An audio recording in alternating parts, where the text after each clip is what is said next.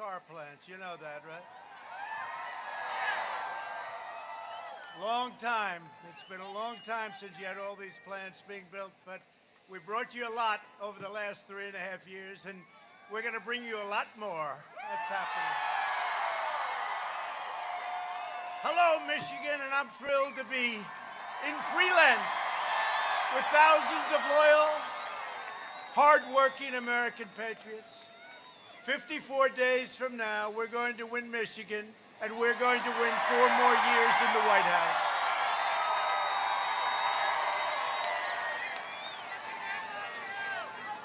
This is the most important election in the history of our country.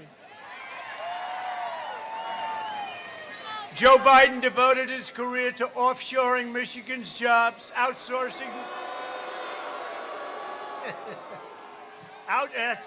We shouldn't be smiling about it, but we've changed it around. Outsourcing Michigan's factories, throwing open your borders, dragging us into endless foreign wars, and surrendering our children's future to China and other faraway lands. Biden supported every disastrous globalist sellout for over a half a century, including NAFTA, China, and TPP. You know that. Joe Biden surrendered your jobs to China, and now he wants to surrender our country to the violent left-wing mob, and you're seeing that every night. If Biden wins, China wins. If Biden wins, the mob wins. If Biden wins, the rioters, anarchists, arsonists, and flag burners win. But I wouldn't worry about it because he's not winning. I don't think he's winning.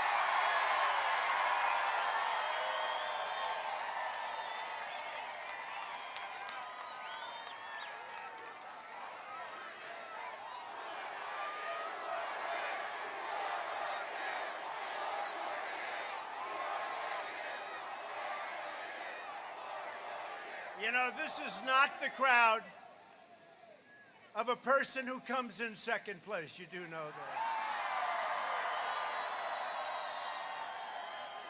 The same thing happened 4 years ago. It was election eve, but by the time I got here, it was late. Some of you were in that audience at 1 o'clock in the morning, now election day. We had 32,000 people show up. And the reason I went is that I heard that crooked Hillary Clinton, Bill Clinton, and Barack Hussein Obama were traveling to Michigan because they heard they had problems. They were supposed to win Michigan, but they did such a lousy job that they had to come and get some votes, and they came, and I heard about it. They said, "Sir, could you do it?" And I hopped in the plane. We landed at 12 o'clock in the evening. I started speaking at 1 o'clock in the morning, now election day. 32,000 people. She had 500 people. I said, why are we going to lose Michigan? And we didn't. And we didn't. First time in a long time, but now we're up in the polls. We just saw polls. We're up in Michigan. I don't know if that's good or bad. I don't know. I don't know if that's good or bad, because in all those polls where we were down last time, we won. So maybe we're better off being down a little bit. Hello, John James. I see you, handsome guy. John James, get out and vote for John. I'm going to introduce you in a second, John James. What a job you've done. You know, I have to tell you, I saw this group of people that were running, all nice people. 3 very rich people, and 1 guy that was John James. And I saw them all, right? I saw them all, and I said, wait, you know, with the wonderful invention of TiVo, one of the greats, you can play it back. I said, who was that? They said, I don't know, sir. I said, play it back. I said, that man is going to be a star. It was John James. And that was in the Republican primary.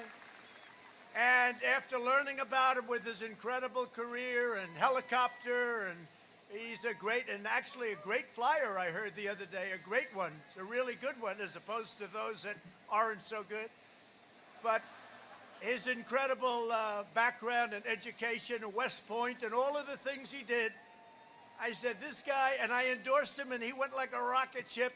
And frankly, if he had a little more support, he would have won the last time. And this time, I hear you're even and maybe even ahead, and we're going to win for John James.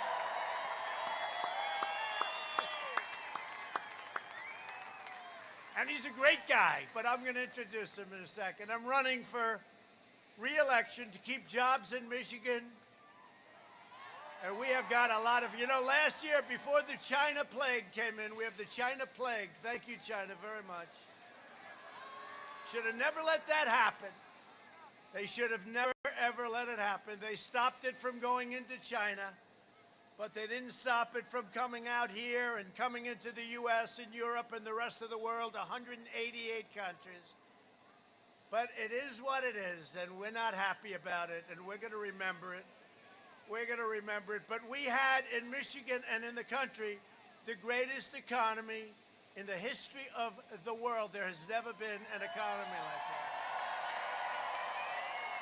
And now we're building it again, and it's being built fast. And by the way, it's turning out to be, John, a super V. No more V. Now it's turning out to be a super V. But to put violent criminals behind bars and to ensure the future belongs to America, not to China. Because if we win, America wins, and that's what it's about. If we win, America wins. Not only does Joe Biden want to eliminate your jobs, he wants to eliminate your borders. He's promised to flood your state with refugees, and you know that as well as I do, and you see it all the time. From terrorist hotspots around the world, including Syria, Somalia, and Yemen.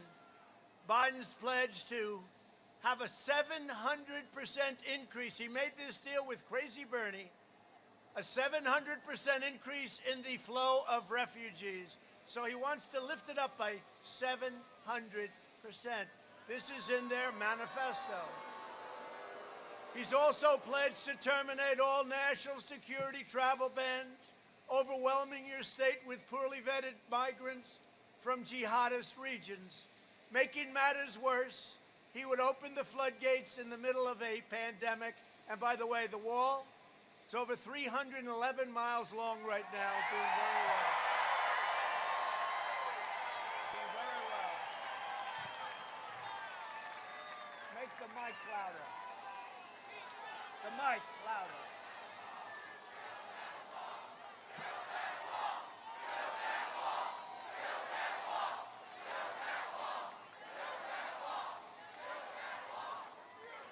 Biden is waging war against the American middle class. I think most of you are not middle class, you're upper class. You're the elite. You know the way they talk about the elite? The elite. They're really elite. I see them. They're not elite. You're the elite. The elite has decided, boy, have we hurt the elite, haven't we? You're the super elite. The left wants to get rid of me so they can come after you. It's very simple. Over the last 3.5 years, we've secured America's borders, blocked the entry of foreign terrorists, fixed our disastrous trade deals, and we have fixed our trade deals good. They are good. In fact, Biden was interviewed today on, there they are, CNN.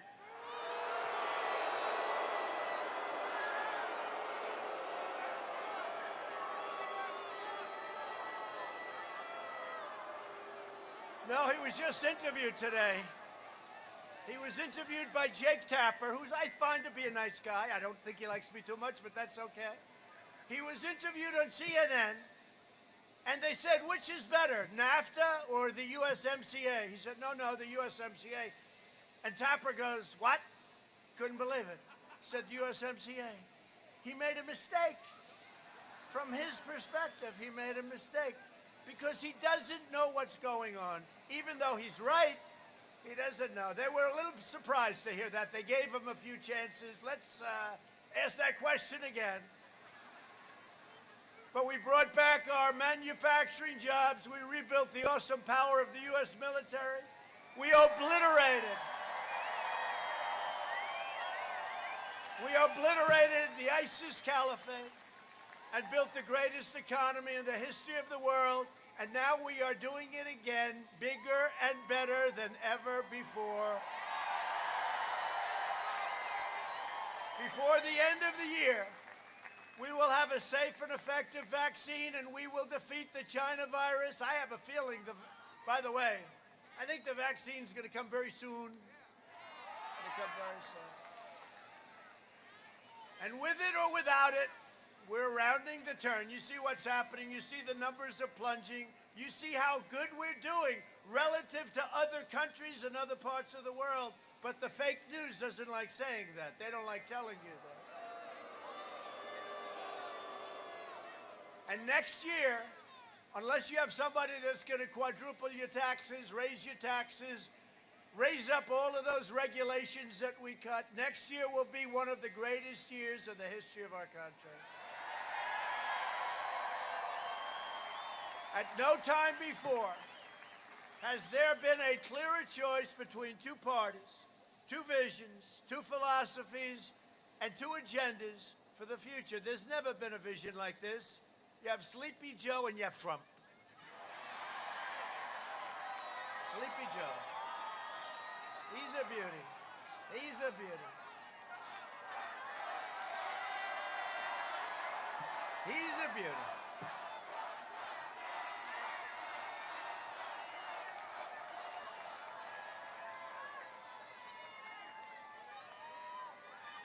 You know, I watched the Democrat debates, right? And I watched them up there, and he was so bad. I said, there's no way he makes it. It's sad, isn't it?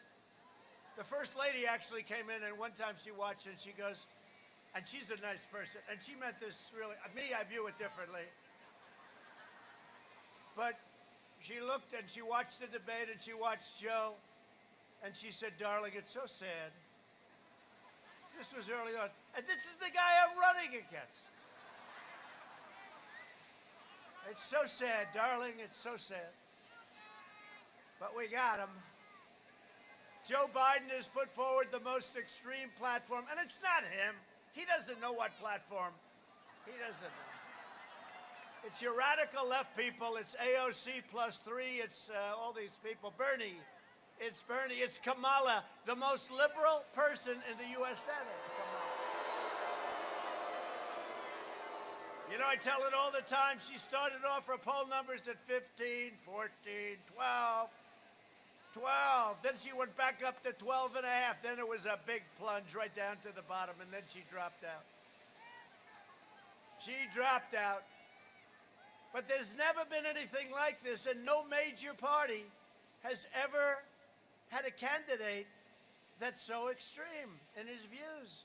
And again, he took the manifesto drawn up by Bernie and the super libs, and that's what he's going by, including a massive increase in your taxes and a total assault on your Second Amendment. On November 3rd, Michigan, you better vote for me. I got you so many damn car plants.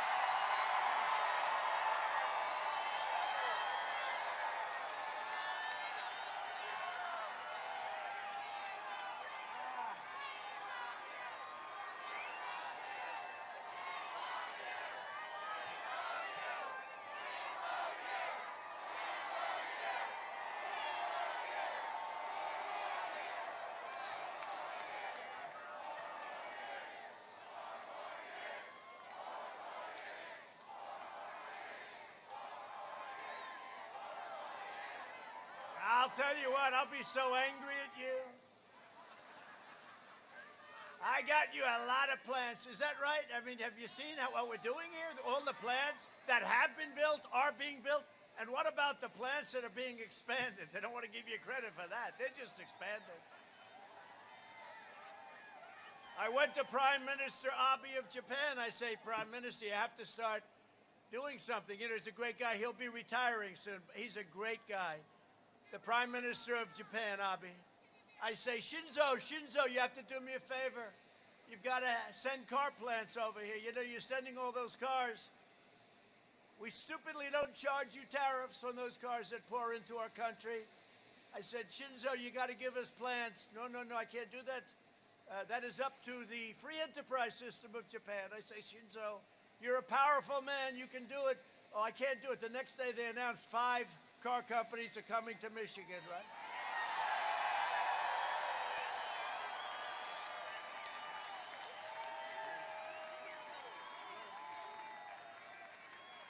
And you hadn't had a plant built. Now they've been building it for a number of years. But you hadn't had a plant built in like 42 years. You know, they were the old plants. And it's been amazing what's happened in Michigan. But honestly, it's been amazing what's happened in Ohio and North Carolina and South Carolina and Florida and New Hampshire and so many other places. Our country is doing great. We had to take a pause to get rid of the China virus. And we're coming around that turn. I'm telling you, you watch next year better than last year. It's going to be better than last year. Michigan will decide whether we will quickly return to record prosperity or whether we'll allow Sleepy Joe to impose $4 trillion in tax hikes, ban American energy, confiscate your guns, shut down the economy and tell your governor to open up your state.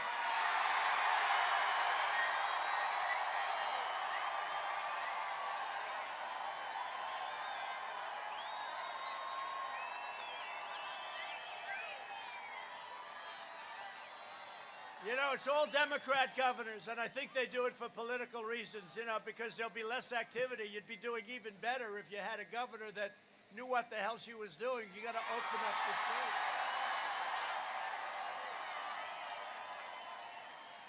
And also, you have to have a governor because, you know, right now Michigan's lagging. Great football, great coach, great team. We want a governor, John James, that's going to let Michigan play Big Ten football this year.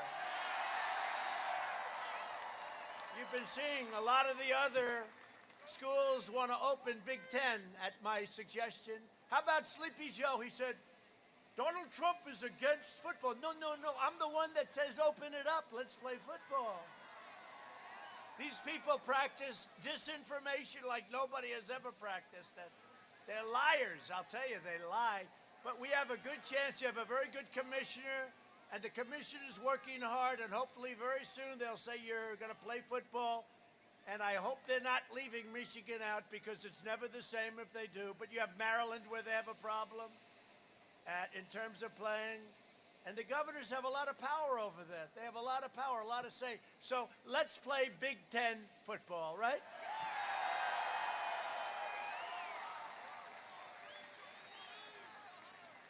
They want to shut down auto production, delay the vaccine. They want to destroy your suburbs. Look at what I've done for your suburbs. You know what I've done. You know what I've done. Does anybody want to have somebody from Antifa as a member and as a resident of your suburb? I don't think so too much. Say, darling, who moved in next door? Oh, it's a resident of Antifa. No, thank you. Let's get out of here. Let's get the hell out of here, darling. Let's leave our suburbs. Oh, I wish Trump were president. He wouldn't have allowed that to happen, and that's exactly right. I won't allow it to happen.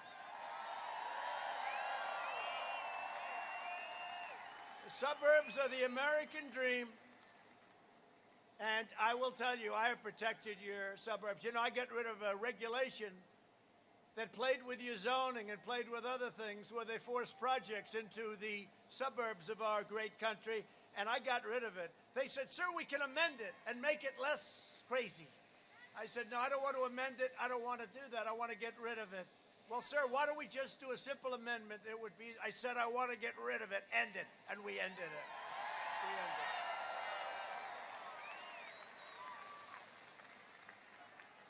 So I think the people living in the suburbs, which I know very well, I watched Westchester in New York where they were doing things that should never have been done, and it's not going to happen to our suburbs. They want to erase your borders and indoctrinate your children with poisonous anti-American lies in our schools. Not going to happen. Not going to happen. For the last 4 years, they've tried everything to stop us, and they are only getting more desperate by the day. Can you imagine if on September 3rd, they say, ladies and gentlemen, Donald Trump has been declared the winner. Donald Trump has been declared. At first, they'll go crazy, and then they'll say, okay, it's time now to be reasonable. They will have had it. They will have had it. You know, we were coming together as a nation. Very interesting. Before the plague came in from China, we were coming together. It was success. Somebody said, what's going to bring you together? And it was. We were coming together. I was starting to get calls from Democrats that, frankly, we didn't speak much. And I was starting to get calls, and then all of a sudden we saw the plague pour in, and we saw what was happening, and it really stopped things. But success was getting very, very close to bringing us all together. And then we had to say, let's take a time out. We got to fix this mess. And we did, and now we're coming back strong. But success brings us together, and it was happening. And then we got that terrible situation happened, and we'll never forget it. Biden and his party tried to lock law-abiding Americans into their homes while they encourage rioters and vandals rampaging through in all cases, Democrat-run cities. You know, Republican-run cities are doing very well. I hope you know that. And I hope you know, like in Minneapolis, we were asked to come in. We went in. We took care of that problem in about, 30 minutes? Unfortunately, they let almost 2 weeks go by. And if you look at what we just did in Wisconsin, which was so amazing, 3 days, and we went in. And by the way, the U.S. Marshals went in to get the killer, and that was the end of that. They got the killer. They got the killer. You know what I'm talking about. And we were going to go into Seattle the next day. We're all set, all lined up, looking forward to it. We just said, we're doing it. I mean, they actually took over a part of the city, and the mayor said, this is going to be a summer of love, right? Where do these people come from? But we were all set to go in. They heard we were going in. We informed them we were going in, and they sent their police to do it, and we never even had to go in. But we can solve those problems in a matter of literally minutes. Thank you.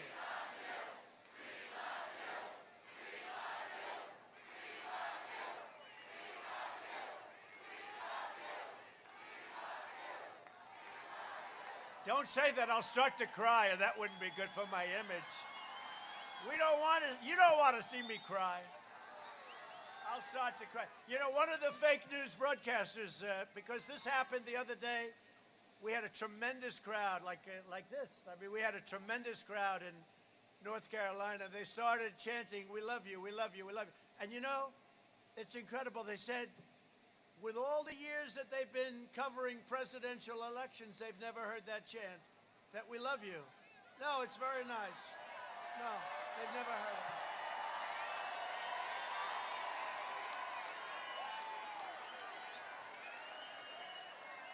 True. You know, now they'll say, he misrepresented. 18 years ago, there was a rally held by somebody. And we heard the words from two people that we love you, sir. Now, this is what we're dealing with. And by the way, there's a lot of people that, look at this. There's people back there that can't even get in. Thank you, Michigan. Thank you. It's really nice to be with you. As president, I will always support the heroes of law enforcement.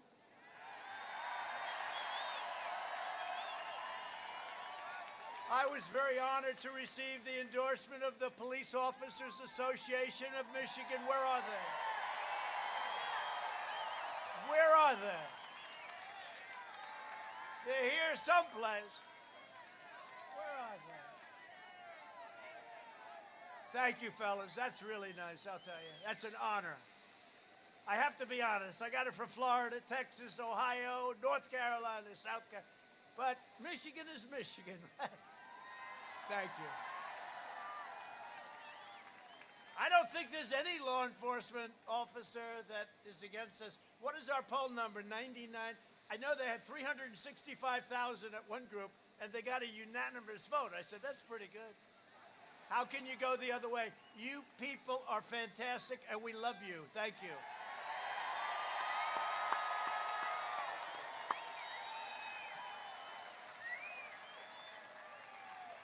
That's great. Thank you very much. Appreciate it. Biden says he wants to protect black lives, but his radical platform will cut short the lives of thousands of young African-American citizens. Thousands. The murder rate in Democrat-run cities like Chicago, Baltimore, New York, so many others, is higher than in Afghanistan, yet Biden supports imposing these failed policies nationwide. You will have crime like you've never seen before. You'll have crime like you've never seen. Last week, Joe Biden proudly accepted the endorsement of the pro-criminal Portland district attorney, who has a policy of releasing rioters, criminals, and violent extremists without charge. Biden's plan, and every time I say Biden's plan, it's not his plan, it's the people that tell him what they're going to do, so please understand. I just don't want to say that every time I mention his name. So it should say, the people that control Biden's plan is to appease domestic terrorists. My plan is to arrest them, to lock them up.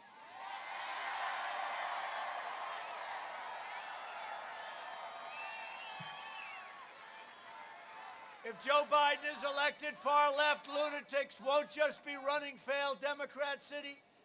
They'll be running the Department of Justice, the Department of Homeland Security, and the United States Supreme Court, and we can't let that happen. No city, town, or suburb will be safe.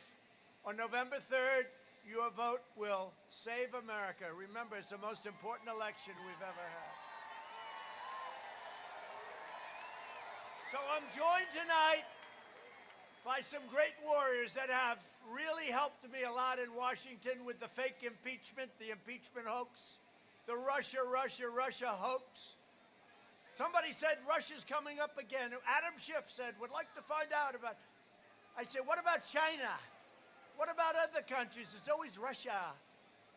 Russia. They're at it again. Well, I want to just thank these guys because these were real warriors for all of us. They love your state and they love our country. Congressman Jack Bergman. Great job, Jack. John Moulinar. Thank you, John. Great going, John. He's a tough cookie. And Tim Wahlberg. Tim, thank you. Great job. What great people. And I talked about him a little while before. I could talk about him all night. He's a star. He's going to be a future star. You know, we have a very much different party than we had 4 years ago. We're now the party of the workers. We're the party of a lot of different things now. But we weren't really considered the party of the workers, certainly not anymore. Remember this, we're the party of Abraham Lincoln. A lot of people forget that. Honestly. Remember when they used to say, he doesn't act presidential? And I used to say, it's so easy to be presidential. I'd only have about 10 or 15 people here. You'd be bored. But remember, I used to do that, but I'd always say, I can be more presidential than any president in our history, except for the possibility of Abraham Lincoln when he wears his hat. Tough to beat. That's tough to beat, John James. But seriously, if you want to be well represented, you know, your current senator, I don't even know this guy. I don't even know this guy. Nobody does. They don't know who he is. They don't even know. He comes into the office, I say, who is that guy? I know every senator. Democrat, Republican, I don't know this guy. I know your other senator, I can tell by her hair. She's got interesting hair. you know? But that was John's first crack. He learned a lot. And frankly, and I mean this, if he had more support from the Republican Party, he would have won that race. He would have. But this guy Peters, right? Peters. I say, who's Peters? Nobody knows him. He doesn't do anything. I really mean, look, we're going to end this, but I have to tell you, John James can be so great. He loves he loves our country. He's been educated at the highest level. He was always the top at everything he's ever done. And this is what he has. And I'll be honest with you, John, I think I can tell this story. John and I were thinking about John. I was thinking about John more than myself because I know talent. And I said, you know, John, you can run for a certain House seat, right? And you're guaranteed to win. You can run for another House seat. It'll be a tough race, but you're going to win. Or you can have a tough race against somebody that nobody ever heard of. It's like a habit that they press that particular trigger. But that's a tough race. So you can be an absolute congressman, or you can take a shot at this one. He said, sir, I can do more in the Senate than I can do in the House. And that was his decision, right? Took a lot of guts. So, John, I'm with you. You have my total and complete endorsement. You have everything I can do. Everything I can do, we will do for you. And I really believe you're going to make it. You're running against somebody that is just ridiculous, folks. It's ridiculous. Don't do it. Also with us are some other great candidates and people that are going to do a tremendous job helping our congressman. Paul Young. Where's Paul Young? Paul, thank you. Good luck. I heard you're doing well, Paul. Paul Young. Lisa McLean. Lisa? Great job. It's going well. And Eric Isaki. Thank you, Eric. Good luck. Good luck. We're going to be out here helping you, too. We're going to be out here. I hope John doesn't even need help, but we're going to help John, too. We're going to help all of you, all right? We're going to be doing it. Thank you. Also with you is RNC chairwoman. You know, she was the head of the whole state, and she kept calling me back. Sir, one more speech, you're going to win Michigan. Hadn't been won in decades. One more speech, sir, you're going to win Michigan. I said, all right, Ronna, I'm coming in one more time, but that's it. I said, that woman is the most aggressive person I've ever met. She said, I'm telling you, sir, one more speech. I said, all right, I'll do it one more time, but that's it. About a day after I got back, I said, I just got back from Michigan. It was wonderful. I get a call from Ronna McDaniel, and she goes, sir, could you come in tomorrow for another speech? But whatever happened, she is the one that got me here at midnight she is. So when it came time to picking the head of the RNC, you know, as president, you have a couple of things to say about it, right? I said, who's that woman that kept getting me back to Michigan? Boy, oh boy, she'll be great. Ronna McDaniel.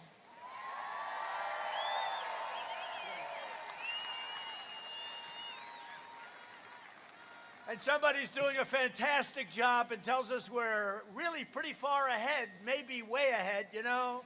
They had a poll, I think it was a Gallup poll, they said 62% of the people are lying about their poll. Now, they're only lying having to do with mine, and I don't know if I'm supposed to be insulted by that or not, but we'll take it. But we could have a very big win, and look, no president has done for Michigan what President Trump has done for Michigan. And you're going to remember that. And I'm going to remember Michigan. Michigan GOP Chair Laura Cox.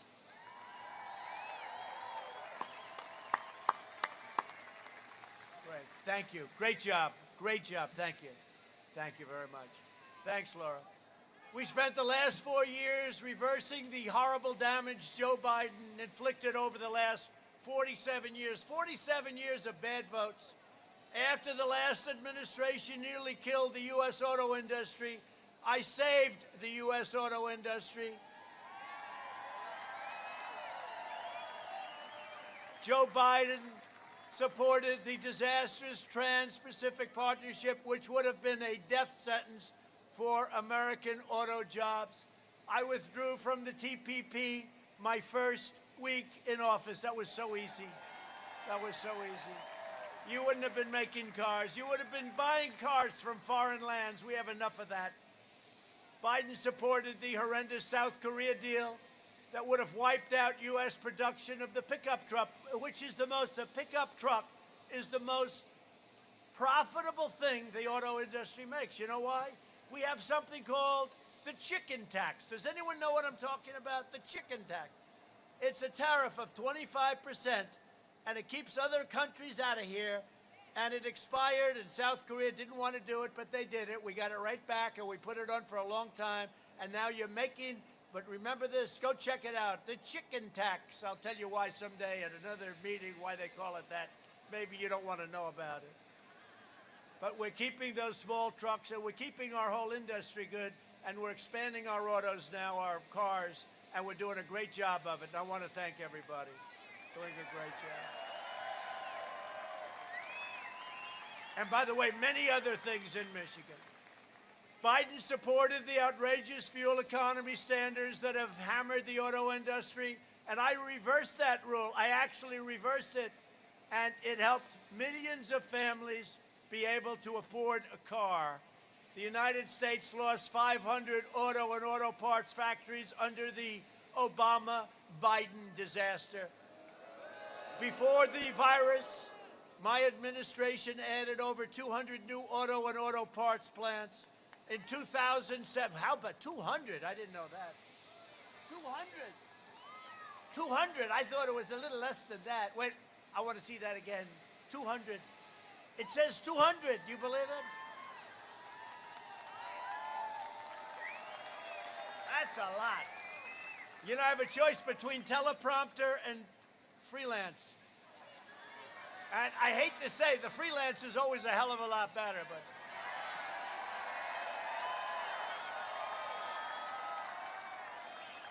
If you remember, and you remember well, I actually got elected because of freelance. We didn't have teleprompters. There were no teleprompters. But think of that, 200. We're talking about 200 plants. I thought it was a much lower number, and I thought you should put me in office based on a much lower number. At 200, you have no choice.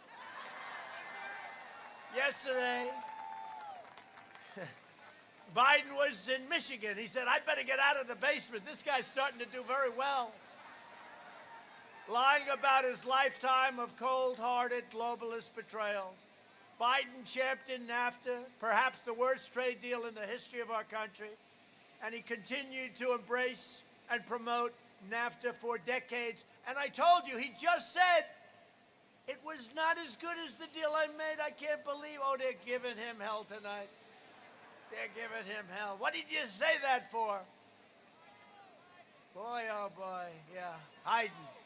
Joe Hayden.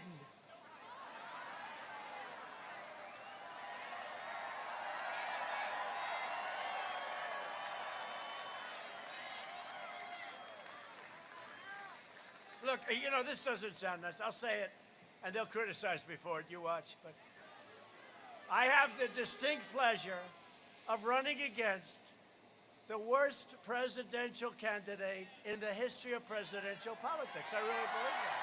I don't know.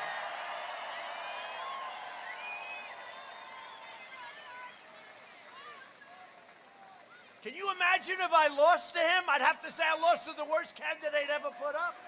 Don't do that to me, Michigan. Don't do that. Biden supported China's entry into the World Trade Organization, which, by the way, was a disaster. China was flatlining for years and years and decades, and it got into this World Trade Organization with all sorts of advantages. Just a terrible, terrible situation took place, and that's when China became a big, powerful economic power. But if you look at the numbers just before the plague, now the numbers are different. We were going up, up, up. We were beating them like a drum. They weren't even close. We were gaining, gaining, gaining. we were #1 by far. You know, for years I've heard that in 2019, China was going to surpass us. Well, in 2019, we gained a lot on them. We were doing great. We were doing great. And we'll be doing even better next year. You watch. Yesterday, it was revealed that a fund partly owned by Joe Biden's son, Where's Hunter? See, his first name, I now name, his first name is Where. Where's Hunter? He must be a brilliant guy, because with no experience, he's taken more money from more countries. He had no job, and then he became rich. But Where's Hunter facilitated the sale of a Michigan automotive company to a leading Chinese military defense contractor. Does anyone know that China's military got yet another piece of American manufacturing might? And the Biden family made a lot of money on it, a lot of money. What about Ukraine? He got $183,000 a month, $3 million up front, and he had no experience with energy, working for an energy company, by the way. What's your experience? Hunter, what's your experience with energy? I don't have any. Okay, we'll pay you $183,000 a month. And we'll give you an upfront payment, Hunter, of $3 million. Will that be satisfactory? He goes, yes, I'll take it. Would anybody here not take that deal? Anybody, please raise your hand. There's one guy, right? You must be a pretty rich guy. If Biden's elected, China will own America. Washington vultures like Biden and others ripped apart entire towns all across your state. Michigan lost half of all manufacturing jobs after the trade deals that Biden supported. And by the way, I don't know if anybody, does anybody remember, like 12 years ago, long before I thought about running for president, when I enjoyed my life, I had the greatest life. Where would we like to go? Let's go to Monte Carlo this weekend. Let's go. No, I had a great life, but I was honored. I was doing very well. I was honored in Michigan. Does anybody know that? I was given Man of the Year award by somebody. And I came in, and I spent like 45 minutes talking about how you've been ripped off, how all your auto companies are leaving and going to Mexico, and by the way, to Canada too. But how they're all leaving and going to Mexico and Canada. I spent the whole time talking about it. I said, at the end, I felt embarrassed. I said, I hope I haven't insulted the state too much, but why do you let this happen? I stopped it. I stopped it. Won't be happening. Won't be happening. It's not going to happen anymore. Biden took a sledgehammer to your state. Earlier this year, I kept my promise to Michigan workers when we ended the NAFTA nightmare that everybody said was impossible to end, and when we signed that brand new U.S.-Mexico-Canada agreement into law.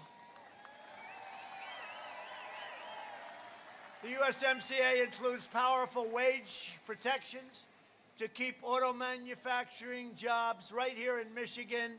Now they have a tremendous disincentive to leave Michigan, fire all of our workers, go to Mexico or Canada, make the car or the product, send it in here without tariffs. We end up with closed factories, no job, and no taxes. That's not happening anymore. That's not happening anymore. But you remember how bad it was just before I took office. It was like an avalanche of companies leaving our country. I also took the toughest ever action to stand up to China's rampant theft of Michigan jobs. Biden has vowed to remove these tariffs and allow China to resume its pillaging. Just so you know, China's paying us tens of billions of dollars a month. Before me, China never paid anything. They didn't pay us 10 cents. And you know what I did with some of that money? I gave it to our farmers. I don't know if we have a lot. Do we have farmers here? Do we have farmers? Raise your hand, farmers. It's not bad. No, I gave $28 billion to our farmers because they were targeted by China. They were targeted. They said, you know, and that's what they did to the past other presidents. They said, if you do this, we're going to stop doing business with your farmers, and you're not going to be able to get any votes, and you're going to lose the Midwest and all of that. And I said, you know what? Do whatever you want. Then I went to Sonny Perdue, Secretary of Agriculture, a great guy. I said, Sonny, how much are they being targeted for? Sir, $12 billion the first year, 2 years, 3 years ago. And then $16 billion, a total of $28 billion. I said, that's okay. We're putting tariffs on everything they send into our country. 25% was going to raise it to 50%, also 10% and 12%, all different tariffs. We took in billions and billions, and I said, you know what we're going to do? We're going to take of that, the 12 and the 16, $28 billion, and we're going to give it to our farmers who were targeted, and our farmers are doing great. That's what we did. You think Joe Biden would do that? He wouldn't have a clue. Hillary wouldn't have had a clue. Crazy Bernie wouldn't have, nobody would have had a clue on that one. And by the way, we had billions, tens of billions of dollars left over. You know what I did with that? We gave it to the U.S. Treasury, right smack into the heart of the U.S. Treasury. And we're still getting those big tariffs, even though we made a trade deal with China. I said, no, you got to leave the tariffs on. A lot of people didn't know it. Schumer went, well, I don't like the deal. First of all, he didn't like tariffs. Then all of a sudden he loved it. But when I made the deal with China, I left the tariffs on 25% and some different amounts. But I left tariffs largely on. And nobody could believe it. They said to Schumer, what do you think of the deal? I don't like it because he got rid of the tariffs. I said, no, we left the tariffs on. This is what it is. No matter how you do it, no matter how good the deal, they'll say it's no good. Because they don't love the country. They don't love the country. Remember that. Joe Biden's agenda is made in China. My agenda is made in the USA.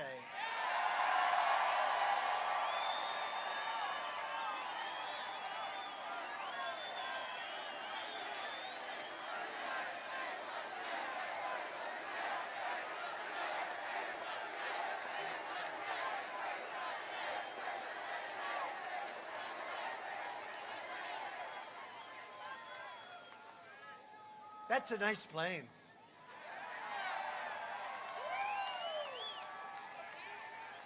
Somebody said to me, your plane's just as nice as that. I said, no, it's not. That's Air Force One. That's the nicest. That's the always that's the nicest. I also authorized millions of dollars to save Michigan sulaks and forget all the problems they had. For years and years, they fought over the money to do it. We got $300 million to the Great Lakes Restoration Initiative, and we have done a job on the sulaks. They were rotting. You weren't going to have anything come through the sulak. It's all done. That deal is all done. It's all done, right? Thank you. Thank you. Where are my guys there? Good job, right? Even though you're law enforcement, that's a good job, right? 2 months ago, I also issued a major disaster declaration in response to the catastrophic flooding caused by the failure of the Edenville Dam.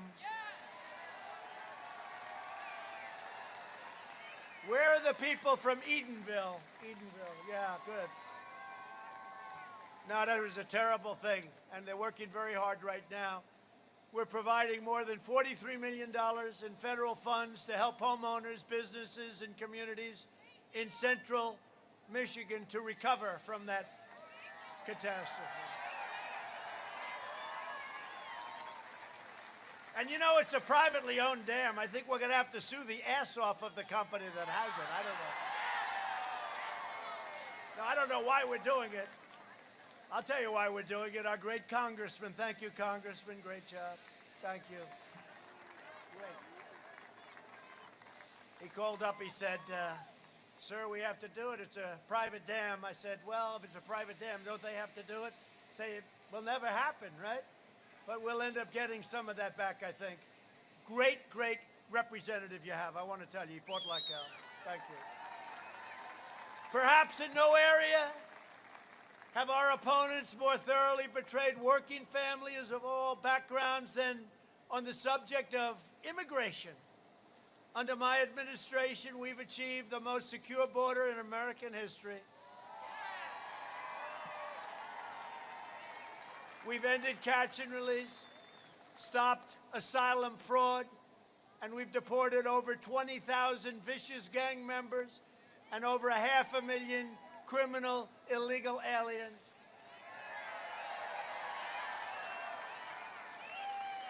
As I said, we've already built over 310 miles of border wall. It's all going to be finished very quickly. We're averaging about 10 brand new, beautiful miles every single week. It'll be finished very shortly. We've invested $2.5 trillion in the U.S. military, all made in the USA, by the way, all made in the USA. You know, with the fake news today, I said, and we have systems and missiles and rockets and military and tech. We have systems that you've never even seen before. President Xi has nothing like it. Putin has nothing like it. Nobody has anything like what we have. And they said, is he giving away military information? No. I'm saying we have the greatest weapons in the world. That's what I'm saying.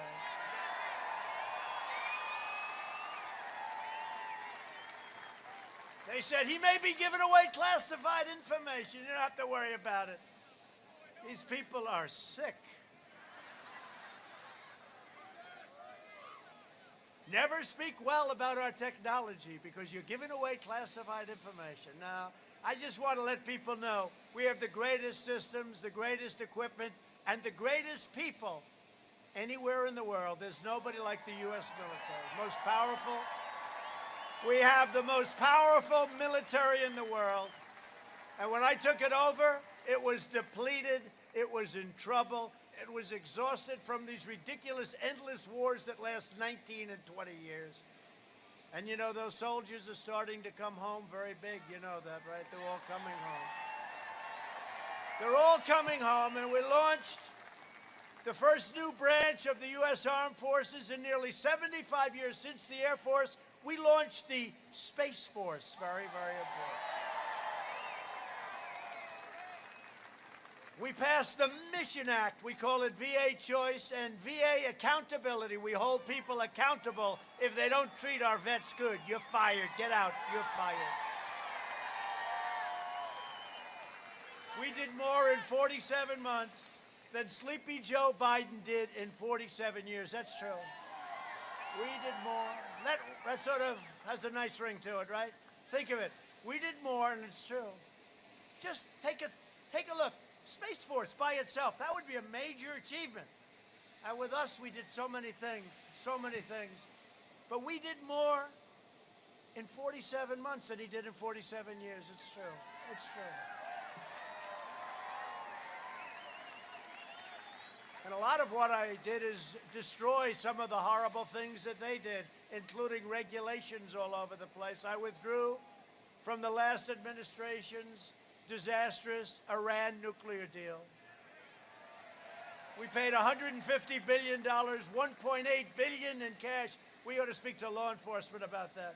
How do we send $1.8 billion in cash? In cash! You guys ought to take a look at that, please. I kept my promise, recognized the true capital of Israel, and opened the American embassy in Jerusalem.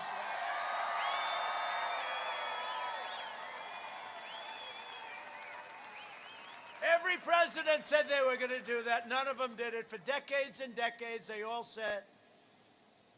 And I tell the story, you know, it was a hard thing to get done. It was easy to talk about in the campaign. We're going to open up the embassy in Jerusalem. We're going to make it. It becomes automatically the capital of Israel. That's everybody said it for very, very many decades, many presidents. But I realize now why it wasn't their fault, because as soon as I got in, I was lobbied by everybody. Please don't do it. Don't do it. Don't make the capital of Israel, Jerusalem. Don't move your embassy. Okay, so it went on and on. And then I said, let's do it anyway. It's true. And the word got out the word got out that I was going to do it, and I was called by every king and every queen and every prime minister and everybody was calling me, please, sir, don't do it, please. So I did what we sometimes will do in business.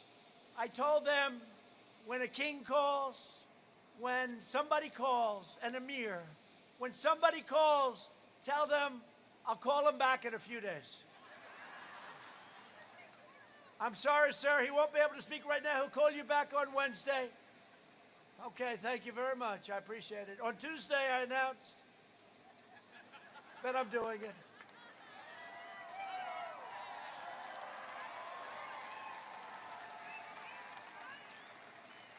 And then I got on the phone with 18 different companies. I go, hey, how you doing? You called? I'm just returning your call. Oh, it's too late, sir. We called about Israel. It's too late. I said, yeah, I'm sorry. I wish you got to be a little bit sooner.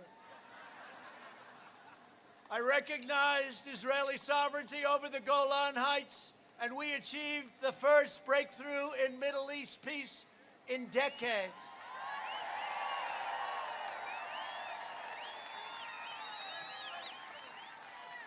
And by the way, on Wednesday, I believe of next week, Prime Minister Benjamin Netanyahu, and as you know, the country, very powerful, very respected country with a great leader, UAE, is coming to the White House, and we're going to sign an agreement that hasn't been signed in many decades. It's peace and it's recognition of Israel and all of the things nobody thought it could be done. And you know, it's an amazing thing. I don't say this out of ego, but I was nominated for the Nobel Peace Prize.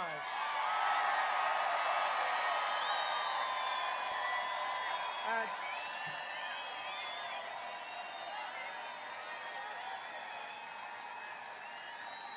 now, I have to tell you, that's sort of a big thing. And the networks and most of the news didn't cover it. Could you imagine? When Obama came to office, they said, we're going to give him the Nobel Peace Prize. He actually said, what did I do? I didn't do anything. He didn't do anything for 8 years, frankly. But he said, what did I do? They gave it to him in a matter of weeks, right? Weeks. And with us, we've done so much. We have done so much on so many different fronts. Remember North Korea? Remember they were going to be at war with North Korea? Where's the war? Where's the war? Where's the war? And we have a good relationship with Kim Jong-un. Who knows what happens? All I know is we're not in war, and that's okay. They said, but he gave away so much. I said, I gave away nothing. No, he gave away so much. When I said, what did I give away? You know what they said? We don't know. I said, here's what I gave away. I gave away nothing. They said, oh, but you agreed to meet. Oh, I see, I agreed to meet. So now they're saying, I agreed to meet. It was such a big deal. Instead of being in a war, I think agreeing to meet is okay, right? And we did. He's a different kind of a guy, and he's a smart guy, very smart guy. We get along. You know, getting along with foreign powers is not a bad thing. We're trying to teach that to the media, and these idiots that ran our government for so many years, these fools. These fools. You know, you got nuclear weapons, you got big armies, big navies. He gets along with Putin. That's a terrible thing. No, it's a good thing. If I get along, that's good. He likes me. I like him. Not so bad. He gets along with Kim Jong-un. That's a terrible thing. No, it's a good thing. I'm trying to convince him it's okay. It's okay not to go to war. It's really okay.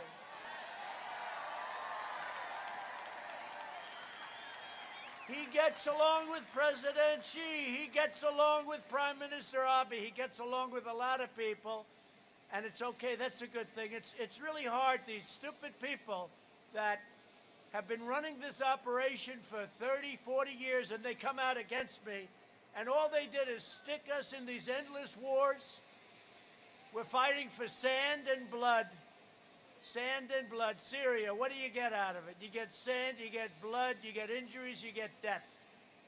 These people don't know what the hell they're doing, and it's one of the reasons I got elected, I can tell you that.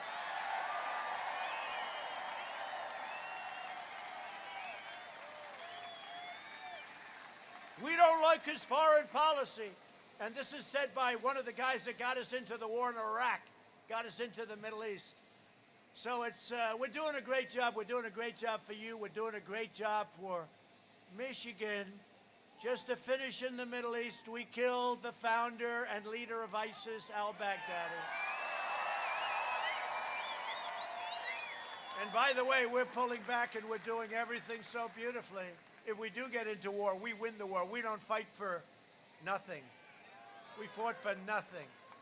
We don't ever want to have war, but if there is a war, nobody's going to even come close to being able to beat us. And we won't be depleted from fighting in all these ridiculous locations all over the globe.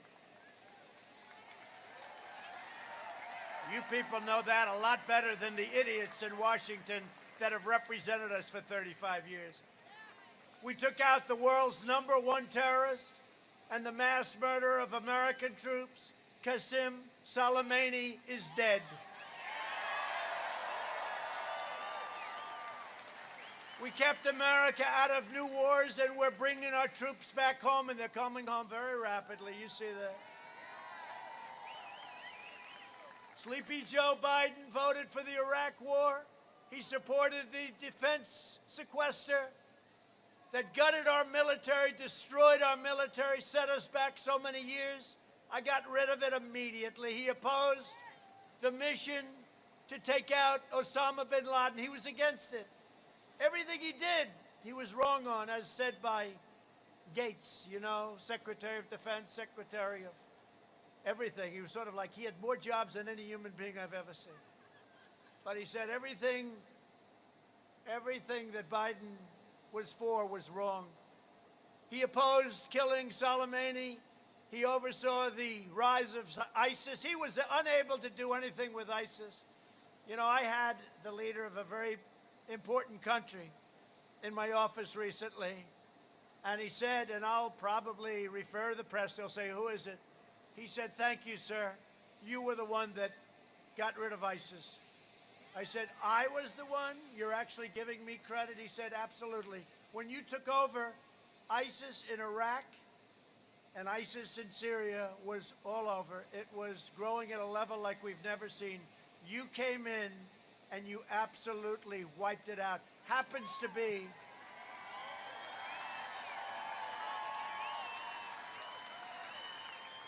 the man that said that happens to be the leader of Iraq. And he was very nice. He was very generous in his statements. He came to the White House 2 weeks ago. And we cheered as we looked at all of the success that we've had. But he really oversaw the rise of China as a positive development. Remember, he said, no, it's a positive development for America and for the world. He's been in Washington for 47 years. Now he's all of a sudden going to change. He's going to change. Not going to change. Don't forget, he was in Washington in his prime time, which was never considered great. And now it's no longer prime time. When I banned travel from China, Biden called it hysterical and xenophobic. If we had listened to Joe, hundreds of thousands more Americans would have died from the China plague. Biden was willing to sacrifice American lives on the altar of open borders.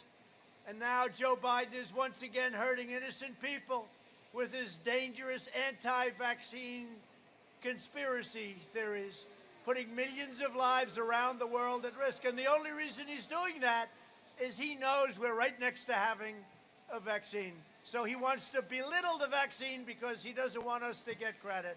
But again, it's not him, it's the people surrounding him. When the virus arrived, we launched the largest national mobilization since World War II. Recently, I visited the workers at Ford's historic Ravensville plant who converted their factory to produce tens of thousands of ventilators after we invoked the Defense Production Act. And they've done a fantastic job. Not a single American who has needed a ventilator has been denied a ventilator any time in our whole country. They needed a ventilator, and we had nothing. We were left bare cupboards. I always say the cupboards were bare. We're delivering life-saving therapies and have achieved among the lowest case fatality rates anywhere of any country in the world. Europe's excess mortality rate is 24% higher than the rate in the United States. You don't hear that from the fake news. America will prevail over the China virus. As Franklin Delano Roosevelt said, the only thing we have to fear is fear itself. That's it. We're doing very well. As the British government advised the British people in the face of World War II, keep calm and carry on. That's what I did. This whack job that wrote the book, he said, well, Trump knew a little bit. They wanted me to come out and scream, people are dying, we're dying.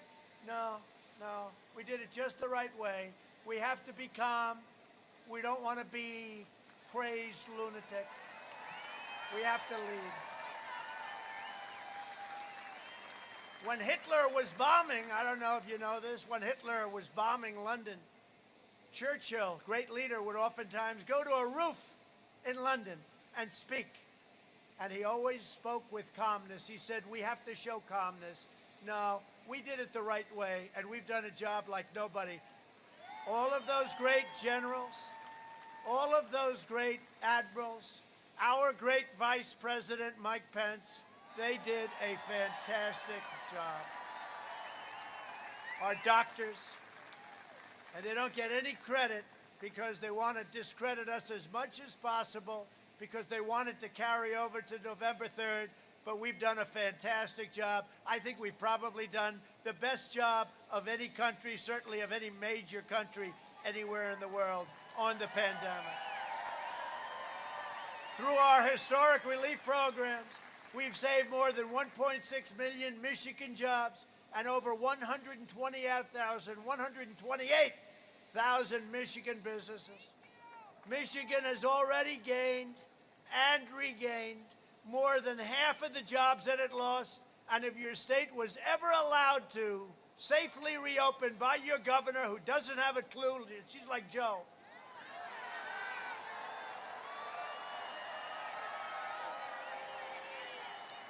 You would have regained far more than that. Open up your state, Madam Governor. Open up your state instead.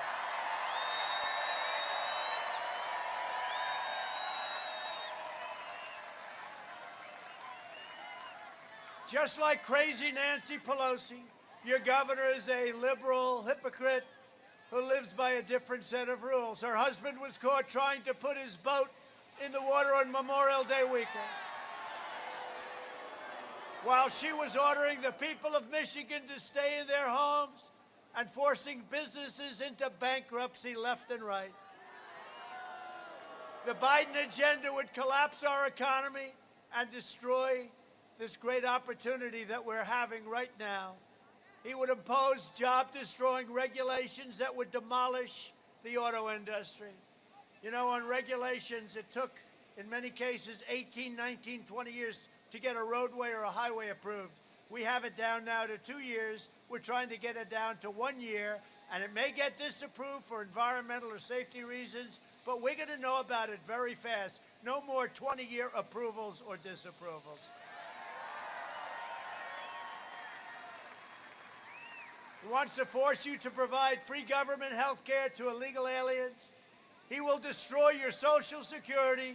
He will destroy your protections for pre-existing conditions, and we will save Social Security. Remember they said last time, oh, Trump is going to destroy Social Security. Well, it's now 4 years. We haven't touched it. We protected it, and that's going to remain that way.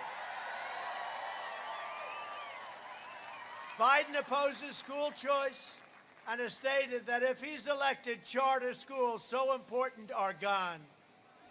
In a second term, I will provide school choice to every parent in America. A vote for Republicans is a vote for safe communities, great jobs, and a limitless future for all Americans. Instead of letting Washington change us, despite all that we have been through, we are changing Washington.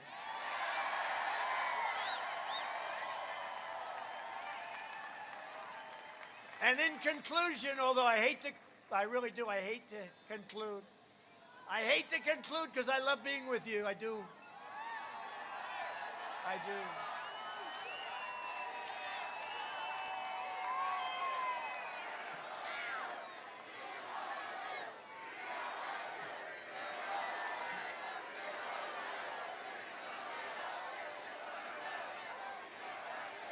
So in conclusion, over the next 4 years, we will make America into the manufacturing superpower of the world, and we will end our reliance on China once and for all. We've been doing it anyway. We will make our medical supplies right here in the United States and right here in Michigan. We will enact fair trade deals that create American jobs and grow American wages. We will rapidly return to full employment, soaring incomes, and record prosperity, and that's already happening. We will hire more police, increase penalties for assaults on law enforcement, surge federal prosecutors into high-crime communities, and we will ban sanctuary cities. We will appoint prosecutors, judges, and justices who believe in enforcing the law, not their own political agenda. We will ensure equal justice for citizens of every race, color, religion, and creed. We will defend the dignity of work and the sanctity of life. We will uphold religious liberty, free speech, and the right to keep and bear arms.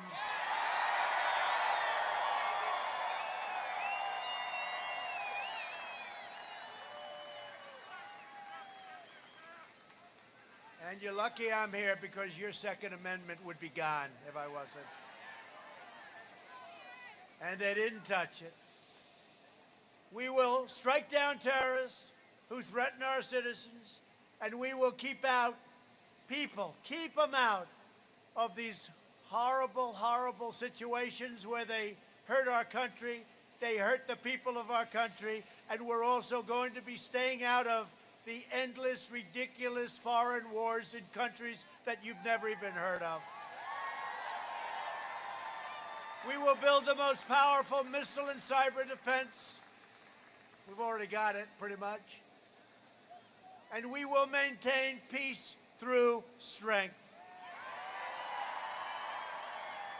We will end surprise medical billing, require the biggest thing that nobody even knows about, and it's all signed, and it goes into effect on January 1st.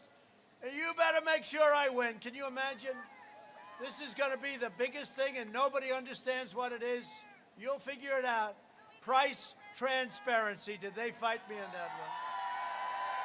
January 1st. And further reduce health insurance premiums and the cost of prescription drugs at a level like you've never seen before. I've already signed it. Favored nations, the drug companies are not happy, I will tell you. Just all you have to do is take a look at all the ads they're running against me. Favored nations, where we pay whatever the lowest is in the world, we pay that number. We will protect Medicare and Social Security, and we will always protect our patients. We will always protect our people. We will protect your pre-existing conditions, as I said. America will land the first woman on the moon, and the United States will be the first nation to land an astronaut on Mars. We will restore patriotic education. You know what I mean by that. And we will teach our children to love our country, honor our history, and always respect our great American flag.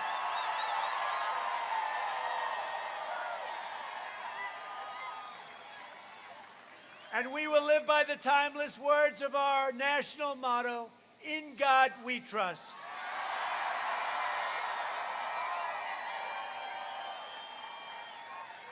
And I don't know if you saw it, but during the Democrat National Convention and Caucus, They took twice. I thought I was sort of, maybe they made a mistake. You saw that. They took the word God out of the Pledge of Allegiance twice. And then they said, oh, well, maybe it was a mistake. It wasn't a mistake. That's where they're coming from. Don't be foolish. That's where they're coming from. And there's nothing that sleepy Joe Biden can do about it. For years, you had a president who apologized for America. Now you have a president who is standing up for America and standing up for Michigan.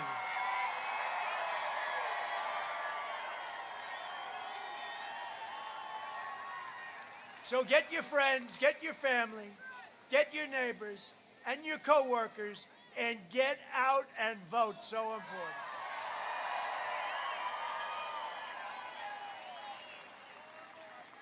From Grand Rapids to Saginaw, from Kalamazoo to Mackinac, and from Flint to right here in Freeland, we stand on the shoulders of generations of Michigan patriots who gave their blood, sweat, and tears for this beloved nation. This is the state where Henry Ford invented the assembly line. It's the place where General Motors, Chrysler, and Kellogg revolutionized entire industries. Well, you know this one, right? Michigan gave us Motown, right? That's right. That's right, Motown. We love Motown. Michigan gave us Motown, gave us the Mustang, and the unrivaled might of the American Midwest. This is the state where tough, strong, and determined workers made America into the greatest and most powerful nation in the history of the world. And we are making it greater and greater every single day. Proud citizens like you help build this country. And together we will be taking back our country. We'll be taking it back from people that don't love our country, and that take back is almost complete. We have to win on November 3rd.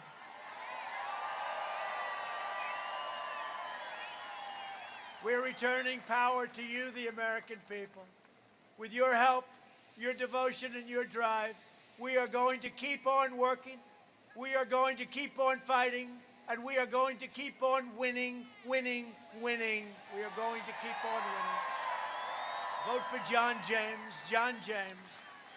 We need John James. We are one movement, one people, one family, and one glorious nation under God. And together with the incredible people of Michigan, we will make America wealthy again. We will make America strong again. We will make America proud again. We will make America safe again. And we will make America great again. Thank you, Michigan. We love you, Michigan. Thank you. Thank you.